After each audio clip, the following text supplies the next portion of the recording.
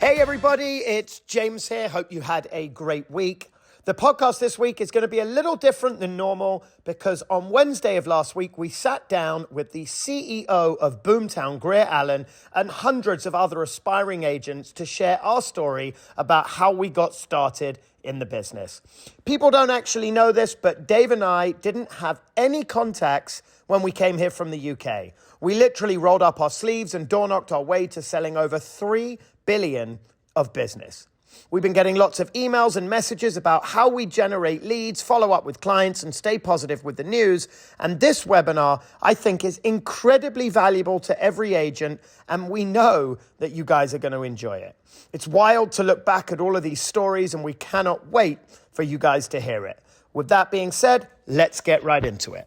We've got a couple of awesome guests on with us today. David Parnes and James Harris, both $1 million listing fame, and with the Bond Collective at the agency in Los Angeles, and they have just such an awesome story to tell about how they got into real estate and what they've been able to do since then. So, first of all, James, David, welcome. Thank you, guys. Thank you so much. Thank you for having us, Grier, and it's good to be here. How are you? Doing great, doing great. Well, guys, I'm excited to jump into this, and we've gotten to meet before in New York briefly, but really haven't been able to sit down and have a deep conversation about your history in real estate. I'm always fascinated by people that achieve such high level of success in this industry, and I think a lot of people don't realize what it takes to really get to where you all are today. And so what I'd love to start with is just getting a little bit of background on how you got into real estate, because I think that's pretty fascinating too. But what was life before real estate like for you? And I guess we'll start with James. Yeah, I mean, it depends how far back you want to go. I got into real estate when I was 21 in Los Angeles, but I really got into real estate when I was just turning 16. I was someone that hated school. I was thrown out of just about every school I sadly ever went to. I struggled with ADHD really severely as a child, and academics just didn't interest me. It didn't excite me. I didn't want to be in a classroom. I wanted to be out selling. I wanted to be around people. I wanted to get out there in the real world. And so literally at the legal age of 16, when I left school, was when I got my very first real estate job as an assistant in London.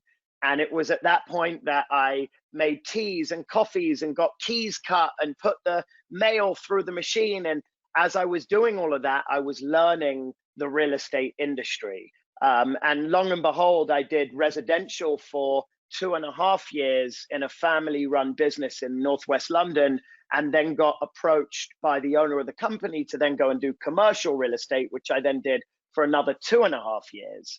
And I really got a great insight to the overall market, and that was where I found my calling. It was working with people, negotiating deals in a business that is forever changing. And you're forever learning. And that to me is really exciting.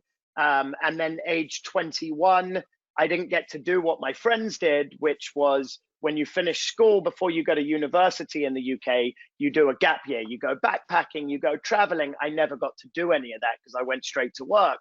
So after 5 years, I said to my boss at the time, I'm taking a 3-month sabbatical. I'm going to LA. And he was like, promise you'll come back. And I was like, yes, absolutely. And that was literally 19 years ago, almost to the day, actually about 18.5 years. And then we'll get into how the real estate career started here. And I'll pass it over to David. But yeah, it's been a very wild journey, and a wild journey of learning as well. Yeah, no, also, I'm from London too, in case you guys didn't notice. And it was slightly different for me in that I did, I finished school, I went to university. I didn't really study that much university. I don't think many people do, because there's a lot of partying and going back. I actually went to Manchester University up north. So I was literally going back and forth every weekend. And when I was there, I've always been quite entrepreneurial. So I set up a business with my friend who was also my roommate. And we actually, because everyone as a student is broke, it's very, very difficult, right? My student loan went on poker in like, 1 day. So you have to try and, make it work, because it's not just about like learning, you've got to also survive. So we actually set up a company called essaysforstudents.com. And what we did is we sold, we basically hired a lot of graduates, postgraduates to actually make research papers and dissertations that we would sell on a retail platform to students so that they could use it as a culmination of research, which I'm a big proponent of. That's how I got through university. I'd find a way to learn the right research off by heart, and I'd literally regurgitate it in exams. But the point is, being entrepreneurial, I always wanted to work for myself in some capacity. So from there, I went to work for a hedge fund, which was not for myself. And I lasted a year there before I went off to buy commercial real estate for an investor. And that was probably one of the biggest lessons of my life. I guess it taught me not to run before you can walk, and you're not going to get rich quick. It's a journey, it's a process. And I think the timing was perfect in retrospect. At the time, I didn't think it was, because the credit crisis happened. So that really impacted what we were doing. And we ended up, in foreclosure, giving assets back to the banks at an unprecedented level. We weren't the only people doing it. Everyone was at that time. But it taught me a really big lesson. Not only did I learn about how finance works, but I actually put myself on the front lines in actually purchasing real estate. And really experiencing what could go wrong to the highest level. So with that in mind, I've always been more cautious in my approach and more patient since then. And coming from there, I moved to LA in 2009, and we set up our business a few years later. That's so interesting. You can tell who's the academic one out of the two of us. I'm actually not. I'm actually not academic. I'm not academic, but I'm very good at finding a system that gets you through certain situations. That I'm a problem solver, I guess. And then what else I was thinking is David's business at university doing essay dissertations, and now you think of ChatGPT. That business would have been for nothing today, because now you just simply ask the question to ChatGPT and you get a full dissertation, which is scary in itself. But anyhow, back to you, Grier. It is. That's interesting. I mean, y'all's backgrounds sound a lot familiar to mine. I mean, just with ADHD and not really being a good student. I did graduate from college. But it was always a challenge, it was, I hated sitting through a class. I never could. And I'd find the classes that didn't have the mandatory attendance policy just for that very reason. I'd rather just read the book and try to figure it out on my own than sit and listen to a lecture. So I can relate to both of y'all in that regard. But so both of you moved to LA about the same time. Did y'all know each other before moving over here?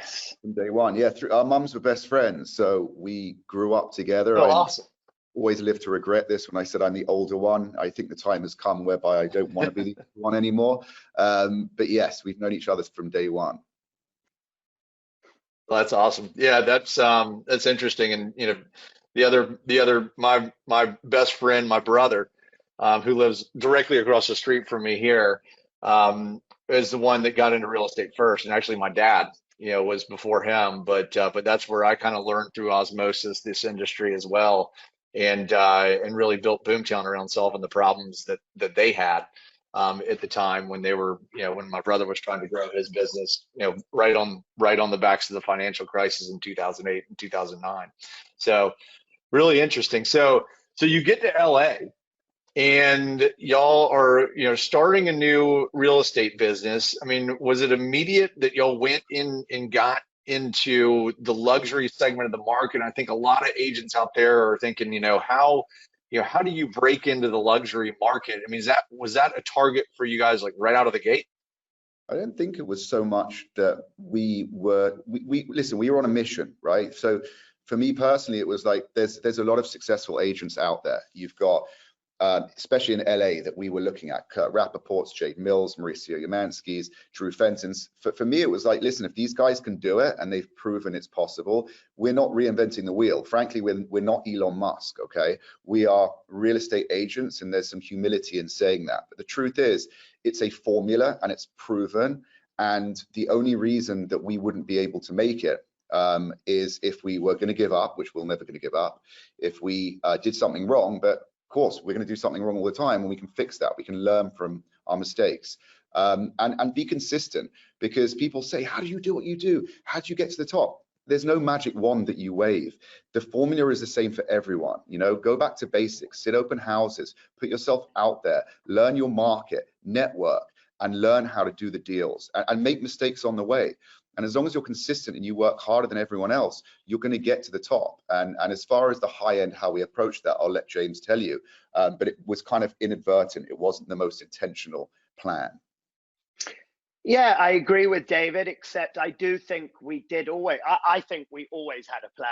I mean, it was always that we wanted to be in the luxury market. I think just being in Los Angeles, you're surrounded by luxury, but I do think for us, we learned very early on, and this goes for anybody listening right now, if I can sell a $500,000 house, I can sell a $5 million house. If I can sell a $5 million house, I can sell a $50 million house. And in everybody's respective markets, everything is relative.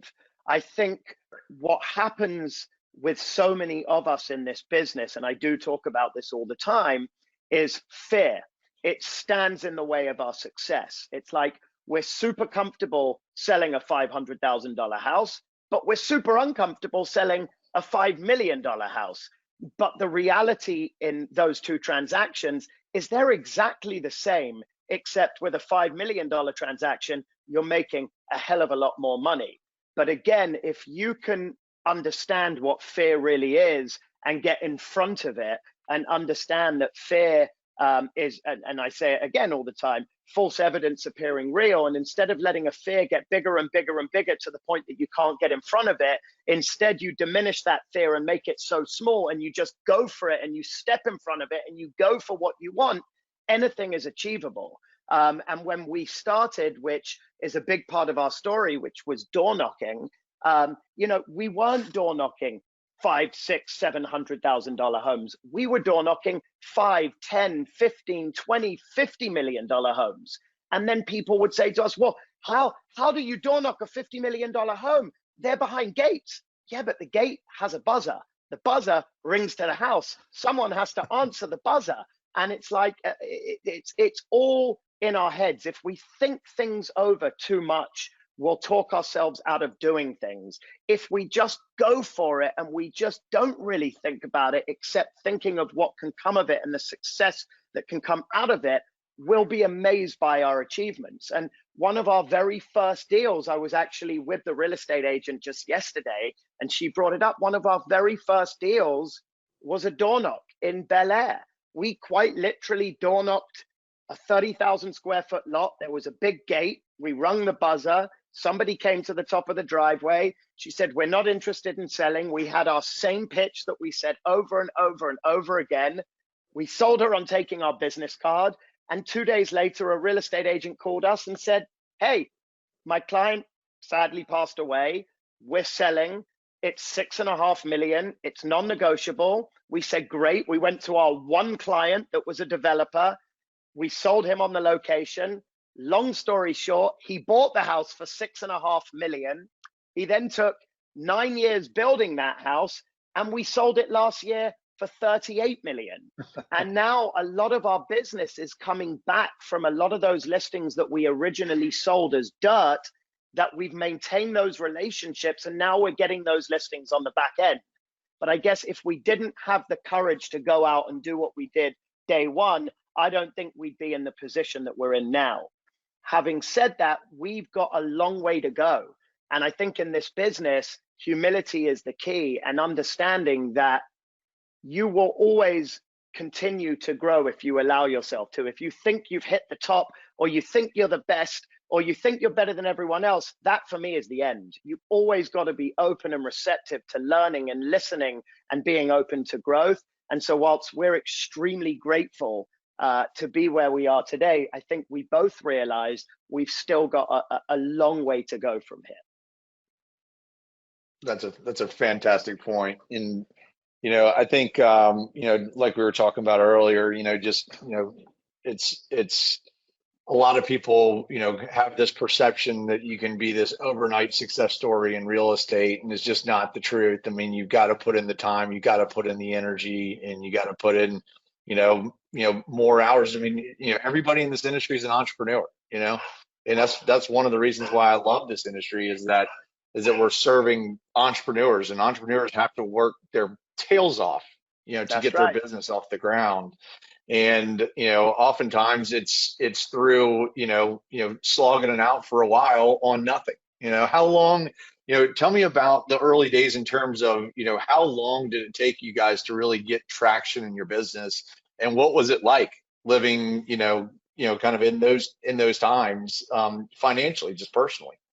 Yeah. It's a lot of responsibility because effectively you work, like you said, you work for yourself from day one, right? You have to write your own paycheck, which is something that we had to transition into. So we were trading commodities, as a means to an end, and we gradually, got our website together, got our licenses, and gradually started going for it. But actually, in retrospect, it happened pretty quickly because we just hit the ground running. We were that eager, and it was such a good feeling. It was so liberating to get into this market that's so glorified, right? In London, for example. But it took us 6-7 months, Dave, to close our first deal.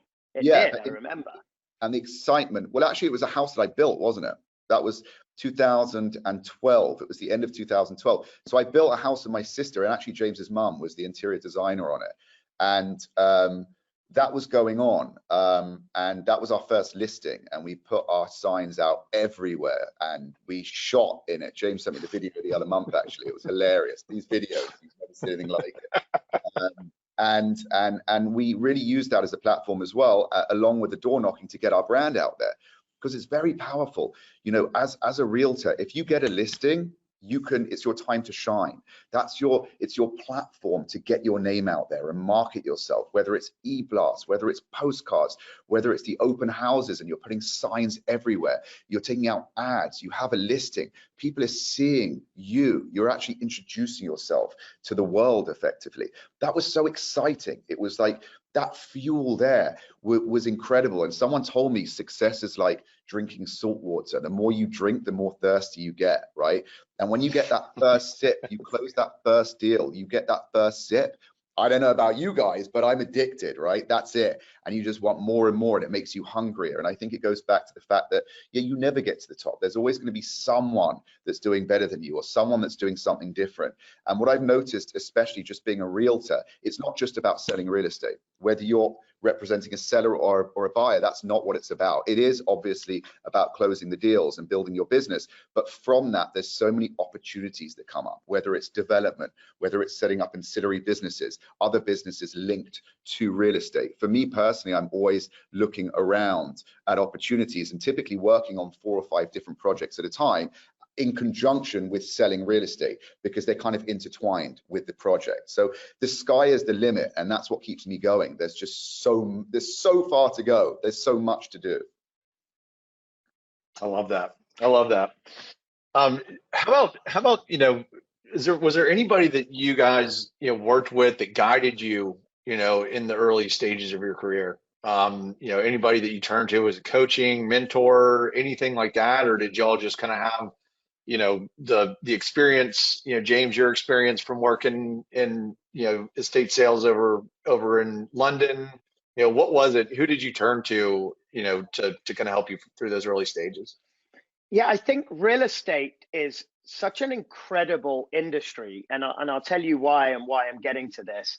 It's such a simple business that people love to complicate, right? So you talk about mentors, people that I looked up to, people that I watched.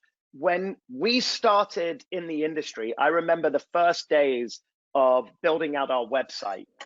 And when I first got started in this industry, I got into this industry when my wife was literally 7 months pregnant with our second child. And I came home one day, I was like, honey, I quit my job. I'm going to get into real estate. And she said to me, are you crazy? And we're having another baby in a month. And I was like, yes, but I have to do this. We have to do this. And we were passionate. We were ready to go. And we were thirsty, like David said, to be successful. But I remember studying every major real estate agent in our market. I remember learning what they did inside out, back to front. I remember researching agents in Miami, the Jills. I still remember it to this day, looking at their website, what they did, their branding, going to the bottom, looking who built their website, going to them, calling them, looking at the Mauricio Umanskis of the world, the founder of the agency, someone that I wanted to be like, someone I wanted to emulate, Santiago Arana, someone that had been in the business 15 years, someone that I looked up to, people that were in the high-end industry, talking to them, understanding and tirelessly taking in that information and saying, right, what are they doing? How did they do it? And then retaining all of that information. And the key to all of this is taking all of the things those people do and then doing it my way, right? I can't be like that person can't be like me, but we can learn from each other. And I'm always out there looking for the similarities, not the differences in people. And I will pick and choose from successful people what I like, how they did it, the way they did it, but then I'll put it into my words, my way, and do it differently. And so, yeah, there's been a variety. There's still a variety of people that I look up to, that I look at. They don't even know I'm watching what they're doing, but I'm watching them from afar, and then I'm doing it my unique way that separates me from them and from everybody else. And I think that so many people say, how did you do it? What did you do? We can share that story, but you have to do it your way. And in a business where you do write your own paycheck, you do create your own success, your biggest competition should be yourself. And I know that for me, my biggest competition is always going to be myself. I always want to get better. I always want to improve. I always want to get to the next step. And the moment that I become comfortable in my career, in my life, is the moment that I shake myself and get uncomfortable. Because the only way you can grow and break through barriers and become more successful is by being uncomfortable. And so I'm permanently looking at ways that I can shake myself up, improve, get better, and get to new levels. And I can speak for David and say he's the same. Our other partners are the same, because we all strive for success and to be better. And I think you really need to have that in this business to continue climbing to the top. You need to have that passion. You need to have that excitement, that energy to be successful. If you have that in you and you're willing to go 110%, there's no reason all of us can't get to the top in our respective markets. That's just my personal opinion. I love that. I love that. And, I think a lot of people, would say, would go out there and I don't know how many doors did y'all knock on a day in the early days? It wasn't every A lot. Day. It was a lot, because you have to make a list. The whole thing is, you're going to get, out of probably 20 houses, you're going to get probably 15 don't 20, even answer the door. 120. No, but out of I'm just taking an arbitrary number, right? So probably 15 won't answer the door. They won't be home, or they won't answer the door. 5 of them, out of the last 5, 3 of them will probably tell you to get lost. And you might have 2 good conversations out of 20 door knocks, right? So the consistency is really important, because you've got to make a note of the response for every single address. I remember I was walking up and down Blue Jay Way in the Bird Streets, which is one of the beautiful view streets, where houses were selling for like teardowns for 6 million up to like 20 million back then. And it was firstly, it was a dream, because I love real estate. So just to see these houses, and then when you get your foot in the door, it's like bam. It's like, even before you've even got the listing, before you even done it, just the fact that you can learn and get into a house of that magnitude, that's the excitement. But you've just got to keep going. And it's not even about, just say you door knock 150 houses and you have 5 or 8 good conversations, which is an incredible achievement. You've got to keep on top of those, and then you've got to keep following up with the other ones, and then the more you door knock, the more it builds up. So it becomes like, you've got to really dedicate yourself to it. But just coming on from that point, people say, and I'm not saying this to blag in any way, shape, or form, we have over $1.5 billion of listings right now, and a lot of them are under construction right now. And what actually happened, we didn't really completely touch on that, is that from these door knocks, right, we would sell a lot of tear downs. That's what we concentrated on, because we didn't have a track record. It's like chicken and egg. How do you get a track record if you don't have any listings? But how do you get listings if you don't have a track record? That was the biggest dilemma. And I think it is for any realtor, any new realtor out there. So we worked out that if we go up to a developer and we offer them a good deal, they're going to buy the deal, right? They don't really care how many deals we've done before. If the deal makes sense for them, I mean, they're developers, that's what they do, they're going to buy it. And if we do a good job and we stay involved and nurture that relationship, they'll probably give us the listing on the back end. And from selling $6 million teardowns to $10 million teardowns to $20 million teardowns that we're even JVing on, we're building with our clients these days, right? Which could be $150, $200 million houses, which is absurd. This is why it is kind of crazy. I wasn't expecting it to get to that. Again, you know, it's an amazing situation to be in, but there's still a lot of work to do. You build up this inventory because your $6 million teardown has become a $35 million listing. Your $10 million teardown could be a $50, $60 million listing. Your $20 million teardown could be a $100 million listing. And suddenly you've got all these listings, right, that are under construction and this beautiful pipeline of business, right, that just mounts up. And that literally was from door knocking with no track record and selling teardowns to developers. That's it. That's wild. Yeah. Yeah. I mean, I've seen the same thing transpire with my brother's business. You know, he will sell a house to, you know, somebody moving into town, $5 million home. You know, maybe they, you know, decide to get a divorce and he sells a house to each one of them, and then they tell their friends and all that kind of stuff. And one opportunity can turn into so many new opportunities down the road. And it doesn't happen it doesn't happen like overnight. That's the thing. It's like, yeah, we can look back after 10 years and this is what's accumulated. It's kind of like a compounding savings account if you think about it. It's like, you know, Warren Buffett, for example, they'll talk about compounding. It starts small and you keep saving and you let it compound with the interest, and it just, you know, snowballs if you do it right.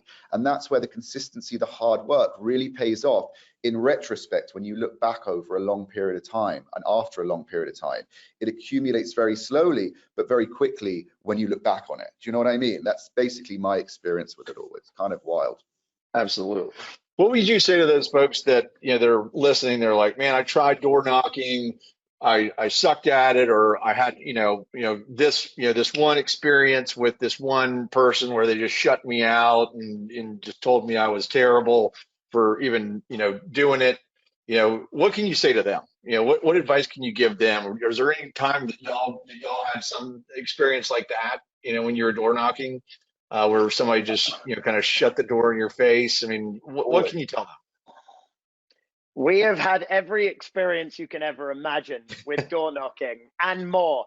Listen, this entire business can be made very simple, okay?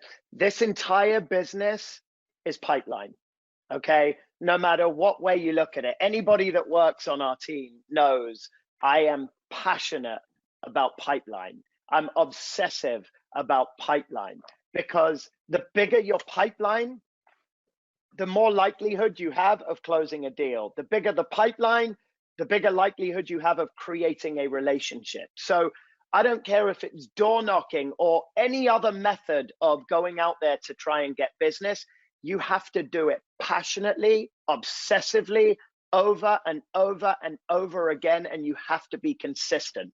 So if you're going to go door knocking, you better make sure you're doing it 3 times a week, 4 times a week. You better set yourself a target, 100 doors, 150 doors, 200 doors, and you're going to get a shitload of no's, but you need to change your mindset and your mentality. Instead of letting a no push you down, you have to sort of have the mindset of, every time I hear the word no, I'm closer to a yes. So that when you hear that no, you're ready to go knock the next door. When you hear the next no, you're ready to knock the next door, because your mindset starts to shift. That every time I'm closer to a yes, every time I'm closer to a yes. And the 100 doors you knock, if you get 10 good positive signs, then you go and do it 5 times a week. Those 10 turn into 50. You have a spreadsheet, you follow up with those 50, you have a formula. And by the way, once you have 50 and turn that into 150, you're no longer following up with these people and selling. I think people think that they have to sell, sell, sell. You can simply call somebody up and be a wealth of information. Hey, I know you live on Main Street. I don't know if you remember, I knocked on your door last week, but I just wanted you to know the house 2 doors east of you just went into escrow for $700,000, which is $300 a foot. That puts your house at Y. Just be informational. Just letting you know the other house 3 blocks down is coming on the market in 2 weeks. People want to know what's happening in their area. As a default, if you stay front and center and your follow-up is consistent and you're on top of it, then you'll be surprised by the results. If that person that you door knocked told you, hey, I'm not interested in selling, but now you followed up with them 3-4 times over the next 45, 60-day time period, they might be at a dinner. Their friend might want to sell. Their cousin might want to sell. They might get divorced in a year. You don't know, but you're going to get a call at some point that says, hey, really appreciate you following up. I've got this person. They're thinking of selling. Will you give them a call? And that's the way this business works. You don't need to always be selling, selling, selling. You can be a wealth of information, help these people, make sure your follow-up is consistent, and you will be blown away by the results that come from it. But no matter what you do, whether it's calling expireds, whether it's door knocking, whether it's sending mailers out, whether it's Instagram, whether it's Reels, I don't care what it is. If you're only going to do it once and say, I didn't really like that, nothing happened, nothing's going to happen. But if you do it consistently, religiously, obsessively, over and over and over again, you will be blown away by the results and you will be blown away by what comes back. Guaranteed. I love that. I mean, that's a great takeaway, is just being consistent in terms of, selecting a strategy or a tactic and just nailing it. What are the other things that have door helped you knocking guys? isn't for everyone, right? It's not for Right. everyone. Don't Yeah. go and do it if it's not for you, right? Just because you've heard it works. If it's not your personality, don't go out and do it. If it's not going to feel authentic, don't go out and do it. But find something that's authentic to you. But it works. Certainly. What are some of the other things that you guys have seen, work for you as you've grown the business, and this could be something with technology, anything really, that you guys have seen that have been sort of those moments in time that are those inflection points in growing your business, from a growth standpoint. I think technology is hugely important. We'll get to that. Just as far as one thing I just want to speak about and add to any newer agents out there, is no two agents are the same, right? We can try and align ourselves with certain people. We can look up to certain people, but everyone has their, and Mauricio says, everyone has their own movie. Everyone has their own personality, their own qualities and strengths, right? And you can get two very successful agents that are completely different, but they're both very successful. They do it a little bit differently. It's the same formula. They're selling houses. They're doing what they do, but they come from different places, right? Mindsets, different set of qualities. So, look for that. Everyone's different. Some people will be all about, working with families and networking and really, farming an area, which is great. Some people will work with developers, right? I personally like working with developers because I build houses myself. I love real estate. I love the whole design process, putting it together over the years, right? So I think you've got to be passionate about what you do, and your biggest growth, the biggest opportunities for growth in your business and within yourself is really honing in to what you're really passionate about and then applying that to your core business. And where that can take you, if you're passionate about it and you're true to yourself, I can't even begin to tell you. It's exponential. It really, really is, because it's coming from truth. It's coming from a genuine interest and passion. So for me personally, just the biggest milestones and biggest business growths were honing in and tapping into what I really love, which is the development and the real estate and the passion I have for the design and the architecture and how you put it together. So yeah, hone into what your unique selling point is, your quality. Nice. James, anything to add on that? No, I guess just back to your question with regard to alternative methods of sort of generating business, so to speak. Yes, the tech platforms are so strong today. I think, the obvious ones are Instagram and TikTok and Facebook. And I think that goes back to being consistent, understanding your message, putting out what you want to get back, If you're going to do it on a consistent basis over and over and over. Don't be like, hey, it's the new year and I'm going to shoot videos and I'm going to do it and it's going to be great. And then it gets to like the end of January and you're like, well, fuck the videos. That didn't work. No, you have to do it over and over and over and over again. For David and I, we often don't necessarily do Instagram. Like, that's not necessarily my thing. My thing is more being out there, being in the right place at the right time, going to events, networking, meeting people. And when I'm meeting people, I'm not meeting people with the intention of what can you do for me. I'm meeting people to build relationships, to listen, to learn what turns in from that. Michael Rubin, he owns Fanatics. If you don't know who this guy is, he posted a video last night. I actually screen recorded it. Go watch it. It's amazing. When you're in the room and you're out and you're networking, if you're out there with like a business card in your pocket and you're like, here, that's not the way to build contacts, in my opinion. I think you need to be out to just listen, meet people, learn from people, and build relationships. And organically, you'll be so surprised at what comes back. Dave and I have sent newsletters every month for years and years and years. You don't necessarily get the call of like, hey, I'm ready to list my house, but it's the repetition of people seeing your name, seeing it over and over and over again. We send out digital newsletters to our book of business, our sphere of influence. Incredibly helpful. People see our names over and over again. You don't know who they're going to forward that to.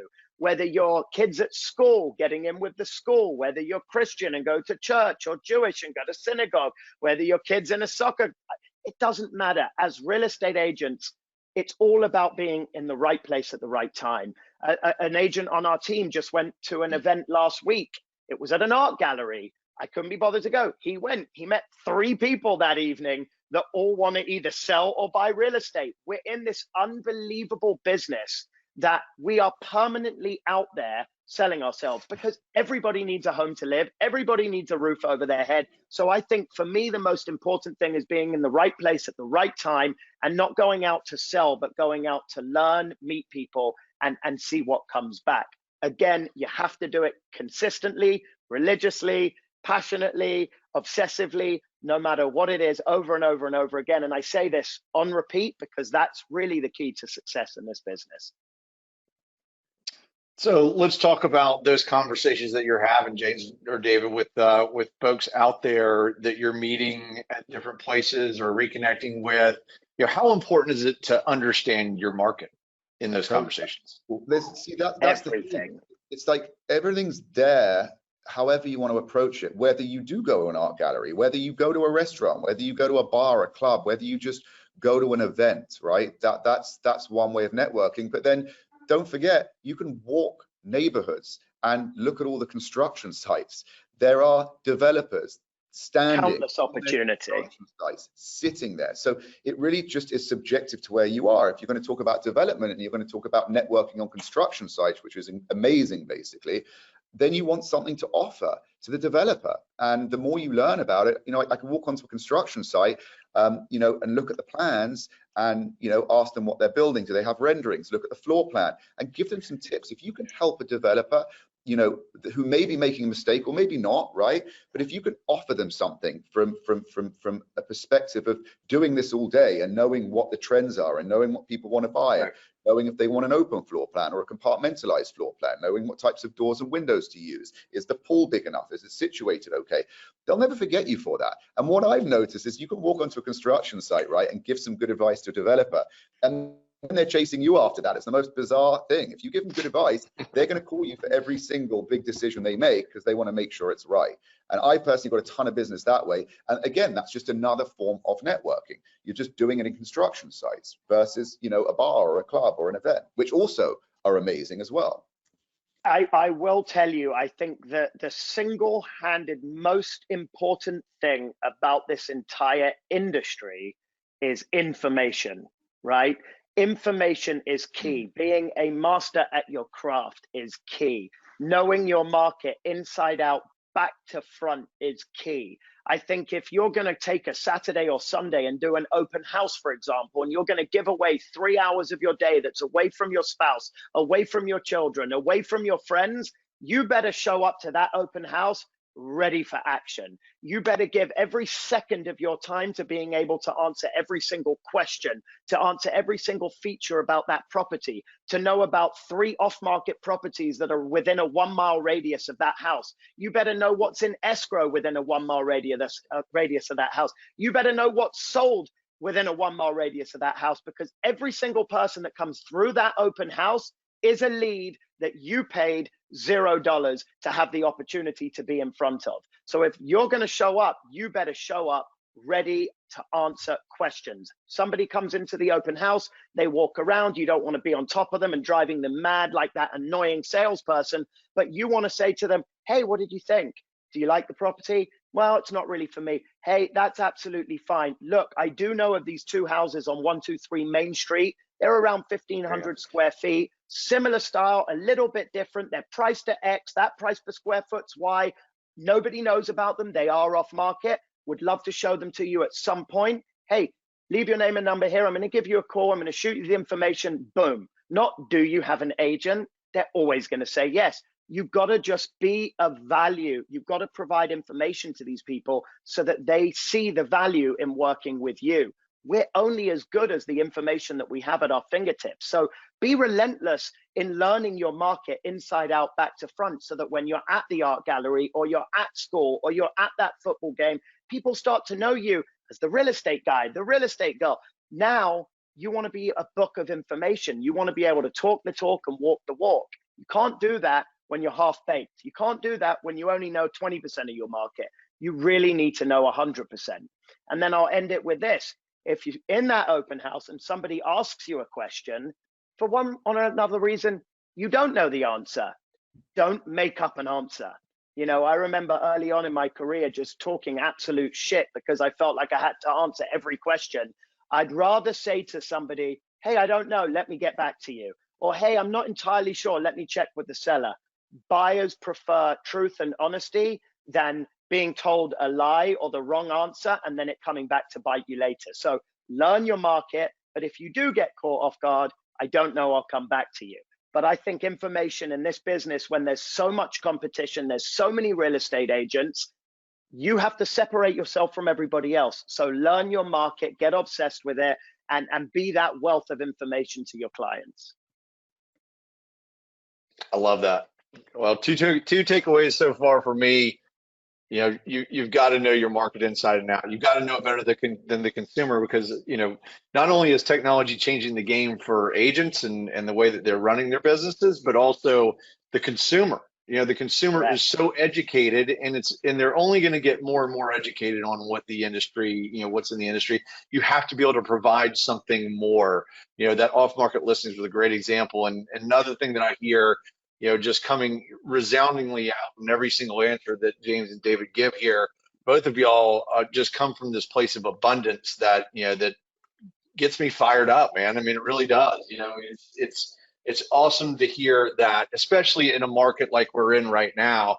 Before I forget, y'all, we've got, you know, we're going to have times for some Q&A after we wrap up. I've only got a couple more questions for them, but I want you know, the 200 folks on here to be able to have a chance to ask some questions of your own. But, you know, one of the questions I have, y'all, is, you know, we're going through a transition, right? And we're in a transition period, and this year looks a whole hell of a lot different than last year did. You know, what are the different strategies? Kind of a two-part question here is, what are the different strategies that you're implementing right now in your business? And what are you telling your agents and team members that work for you? There's 2 sides to every transaction. You have the listing side and you have the buying side, right? If you're representing a buyer versus a listing, it's going to be a slightly different situation. But for me personally, we have a lot of listings which we've, you know, generated, and some of it was from pipeline over time. But I'm being very, very blunt with the clients. I'm saying, listen, you don't want to be sitting here consistently price reducing your property. It's like, if you're going to price, and I had this conversation yesterday, there was over a listing for $18 million. He was like, look, I want to get it sold now. I said, listen, if you want to get it sold now, you're not going to reduce it $1 million at that level. It's all percentages, right?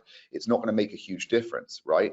But if you're going to want to sell it and you're serious about it, you have to do a sizable price reduction. I'm talking about like 20%, right? If you want to shift it. And I've been having that conversation a lot with sellers right now to get them realistic, because this market is not the same as last year or the year before. It's very, very different. So it is price sensitive. You can't have overpriced properties sitting on the market and expect people to be lowballing. People don't typically do that, right? So very, very much as far as the listing side goes, educate your sellers and give them a reality check. Let them know you're there for them. But it's our fiduciary responsibility to be honest with them and not just tell them something that isn't the truth. Right. From a buying perspective, you can get aggressive, but we're actually in a healthy market relative, right? So right now, although the market pricing is going down, right, for listings, because you're not pushing those boundaries to break records all the time, there's still very little inventory, because a lot of people that are sitting on real estate right now are either all cash or they've got really, really good debt on it. They've got a really good mortgage. Why are they going to go and sell it? They're not going to be able to borrow at that same rate on a 10-year IO or a 30-year amortizing fixed loan for a long time, if ever, right? So what that means is it's kind of good for buyers, because you can tell them that there's not going to be that much competition in the market, right? So they'll be able to buy the property they'll want, whereas before you'd be competing with 30 different people. But at the same time, if they see something they like, they should move on it, because there isn't a lot of inventory. So it's kind of like whether you're dealing with a buyer or a seller, giving them the right advice is key, because otherwise you're not going to navigate this correctly, and your pipeline will shrivel up, your business will go down unless you get ahead of it and work the sellers and the buyers accordingly. It's hugely important. Love that. And what about, what about advice to agents? I mean, I think people are right now just feeling like they're just getting, just kicked in the face. Maybe they came into this industry, 3 years ago. And it was kind of smooth sailing up to this point, right? What advice would you give them in a market like this? I always say sorry, go on. I was just going to say, never give up. That's the first thing. Never give up. If you want to succeed in anything, that goes for anything, just put the motto there, never give up. Sorry, Jim, to interrupt. Carry on.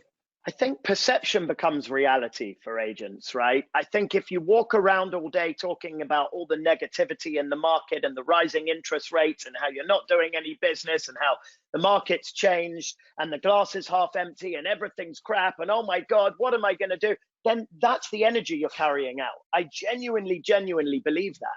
If you want to take the glass is half full mentality and put out there that, you know what? Everything's actually okay. The fact that interest rates were in the 2s through COVID wasn't normal. There was no inventory. There were 15, 20 offers. And the fact that we're now in the 4s and 5s, that's more normal than what was then. And we're actually busy. I think you go out and you create your own success. Okay. I don't get up and get ready every day and walk out the front door with like, oh, the world's shit. We're in a recession. Interest rates are in the 5s. What am I going to do? I go out every single day with a high level of positivity, confidence, and I go out and tell my clients, I don't even understand it, but we are slammed right now. We have 22 escrows. We're 104 million under contract. We just closed one for 12. We just closed one for 15, albeit it's true. And I know some people aren't necessarily going through that, but you have to go out and put out there what you want to get back. You have to go out there and put the message out of what you want to get back. And you have to go out there and create opportunity. If you're representing a seller, for example, go in, tell the seller the reality of what's happening. Time is money. I don't want to waste your time. I don't want to waste your money. I don't want to waste my time. If we're going to price the property, here's where we need to be. Tell them why we need to be there. Create value, create opportunity. If you're representing a buyer and they're in the 5s, go out and tell them how they can go and buy an opportunity. The market's come down. This seller understands the market's come. Create the opportunity. Yes, you have to get a 5.5% interest rate, but 2 years from now, when inflation's been curbed and interest rates come back down, you're going to refinance. You're going to go into a 4%, 4.5% loan. You're going to have saved the money on what you like. Just go out and breathe positivity and create opportunity. And again, I keep saying it, you'll be surprised by the results. I do it every day. It works. I love it. And, the proof is in the fact that you all started door knocking with 0 contacts back in 2009. I mean, that was a tough time to start a business. Zero very difficult contacts. time. And the truth is, we just weren't. And again, everybody has it in them. We weren't willing to give up. Failure wasn't an option. It just didn't exist. And we went out and we did what we had to do. And I will honestly say today, we still do what we need to do. If I could go door knocking 5 times a day, 5 times a week, sorry, I would. There isn't time, but door knocking and open houses work. If you're an agent that's feeling a bit beaten up right now by the market, you can still door knock. You can still sit open houses. It still costs $0. And if someone shows up to an open house on a Sunday, they're real, because that means they've already accepted that interest rates are where they are and they're going to buy. Go out and do those things over and over and over again, and don't give up. Love it. All right, guys, I've got some questions from the audience here. So the first one's from Stephanie.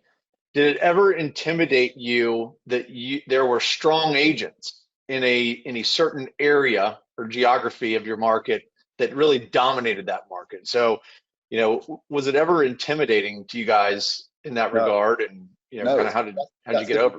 That's the biggest gift ever. It goes back to the point whereby they are setting the benchmark. They are showing you what is possible and what you could possibly get involved in. For me personally, the super high-end market, like I say, the Kurt Rappaports, the Mauricio Yamanskis, the Jane Mills, these are the people I think about still, and interact with and speak to. They've paved the way, and I hopefully will do the same for newer agents as well. For me, it wasn't intimidating. They just showed me what was possible and where you could possibly take this.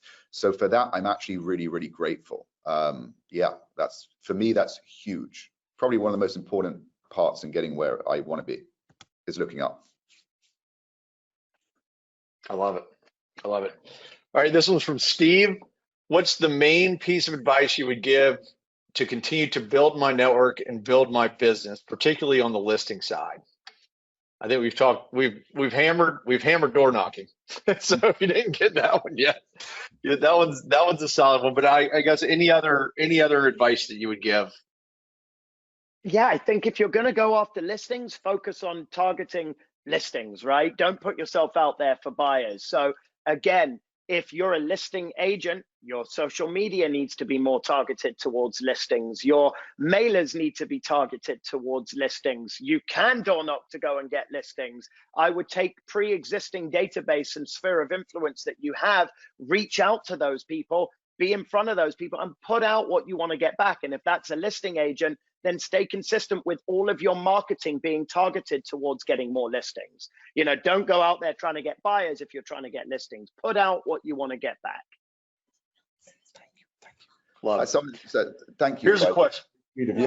I just got given a nice coffee. That was very, thank you. I appreciate that. I didn't even ask for it. There you go. Here's a good question. So from Joanna. Totally agree about consistency, but how long should you give something before realizing maybe it's not the right thing for me, or I should keep pushing? I think it goes back to passion. Listen, I personally never give up on anything, but it becomes a point whereby you've got to like what you do. You don't want to torture yourself for the rest of your life, right? So I think it's the combination of not even combination. It's a trade-off of giving it your everything and enjoying the fruits of your labor at the end of it. So at least see it through. If you want to be a realtor, at least do a couple of deals and don't give up until you do that. Set that as your target.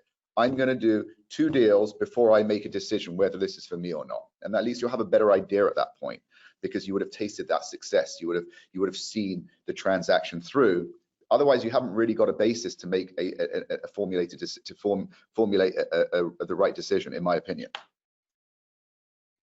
I think this person was asking if they door knock or a different strategy versus the real estate business. I see. Okay, fine. Apologies. I think it's, I don't think you can put a timeline on it, whether it's 30 days, 60 days, 3 months, 6 months. I think firstly, if you start something, it has to feel right to you. It has to feel organic to you. I would say don't give up for 6 months. If it feels like it's something you're good at, I wouldn't give up for 6 months. I would try it and do it over and over and over and over and over again for 6 months. But like door knocking is the greatest example. It's just not for everybody. If you show up and you knock on someone's door and your energy's low and you're really struggling with your confidence, I would actually suggest trying to get outside of your comfort zone and doing it. But if it just doesn't feel right, don't do it. Find something else. But I think whatever you're going to do, whatever campaign you're going to start, whatever avenue you're going to do, I think it's really 6 months tirelessly over and over and over again. And if after 6 months you really didn't get anything from it, then it's probably time to move to the next thing. And that goes for advertising, yep. Whether it's your local magazine, your local website within your city, whatever it is, do it for 6 months, because it has to be done over and over to see results. And again, it doesn't come, then you pivot and you think of the next thing. One thing I'd add to that is you got to immerse yourself. You got to really hone that skill set, right? And this is something that I've learned from watching teams grow into largely the biggest teams in the nation, after starting on Boomtown with nothing, and versus some that fizzle out very quickly is they figure out what to say, how to say it, when to call their leads, and they don't give up, and they set that tone for the rest of their team. And that's how they built the empires that they're sitting on top of today. And you really have to put yourself in it and immerse yourself in it and do it. And that breeds the success that you're looking for, That's right. It applies to things outside of just door knocking. For me, just in general, I think in life in general, but the reality is, especially in our industry, it's a formula, right? You have an incredible product that you offer, Grier, right? And that can really help people. I find that because the formula is there, it works. This is just me. It's like, if door knocking creates business, I'm going to door knock until I get business. If using software generates business, I'm going to learn that software until I get the business, because it's proven. It's not, again, we're not Elon Musk. We're not reinventing the wheel. We're not, doing crazy stuff. We're basically selling real estate and sticking to a formula. So I don't know if it's just my mindset, but I typically, if something has proven itself with other people, I'm damn well not going to give up on it until until I've proven myself to it and it's proven itself to me. That's just the way I am. And I think that mentality is what separates people that do actually achieve from people who don't. It's only because they're just not seeing it through.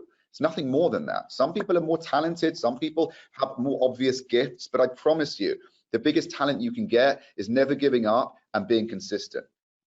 You learn those, and they're like muscles. They're not just there. You have to exercise them, and the stronger they get, the stronger you will get. And that's, for me, that's it in a nutshell. Love that. Here's one from Jack. So how would you recommend hosting an open house if no one in your office has listings?